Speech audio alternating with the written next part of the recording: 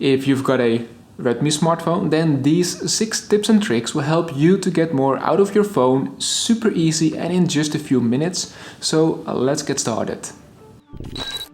Hey, it's me, Martijn, and in this video I'm using the Redmi Note 11 Pro 5G and it was provided by Xiaomi Netherlands. This phone is a 108 megapixel camera powerhouse, a 5000 mAh battery with 67 watt turbocharging, running the Snapdragon 695 processor along with 8 gigs of RAM, 128 gigs of storage, NFC, and it's all displayed on a large 6.67-inch display with a 120Hz refresh rate. More info about this phone can be found via the link in the video's description. Now let's start with number 1, floating windows. This multitasking tool works great and allows you to watch YouTube and text with your friends at the same time, for example. And to use it, all you have to do is go to the recent tabs, tap on floating windows and select the app you want to open.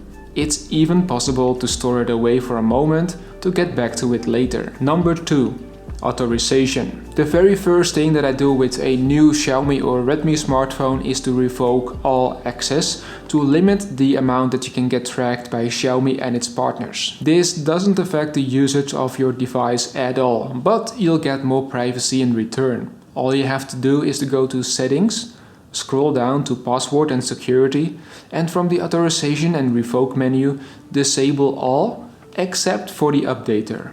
Number 3, hidden apps. Let's suppose you have some apps you don't want to be visible to some others for whatever reasons, then there is an easy way to hide it. To enable this, go to the Security app and tap here on Hidden Apps and select the one you want to hide. Viewing the hidden apps is also easy, you just have to pinch the screen on the home screen. Number 4, Mind Map. You may have noticed that one of the pre-installed apps from Xiaomi basically is Notes. At a first glance it may not catch your eye, I totally understand that, but if you take a look at its features list, you'll see that it has more potential than just that. Yes, without having to resort to any other third-party app, you can create your own mind map by using a default app. You can start from scratch by clicking on Create a Mind Map so that the app allows you to create the nodes and build a map. When you're done, you can save your mind map as an image. Super handy and definitely belongs in this top 6 list. Number 5, launch camera. Sometimes there are those moments where you want to snap a picture as quickly as you can because, for example, somebody hit your car and he or she drives away. There's a quick way to launch the camera by pressing the lower volume button twice. And to enable this, go to Settings and then the Always On Display and Lock Screen. From here, enable all the way at the bottom, Launch Camera. We also have to change the volume button function settings to shoot pictures right away. So in the camera app, go to Settings, scroll down and change it to Shutter. And here's a bonus tip. If you enable shutter, you can take a picture, but it's nowhere stated, but if you hold down the volume button, it records a video of up to 15 seconds. Quite handy to record a tiny bit more without any extra effort in critical situations. And number 6, remove system apps. It is possible to remove many system apps easily, and there are 5 reasons why you should do that. First of all, you free up some space.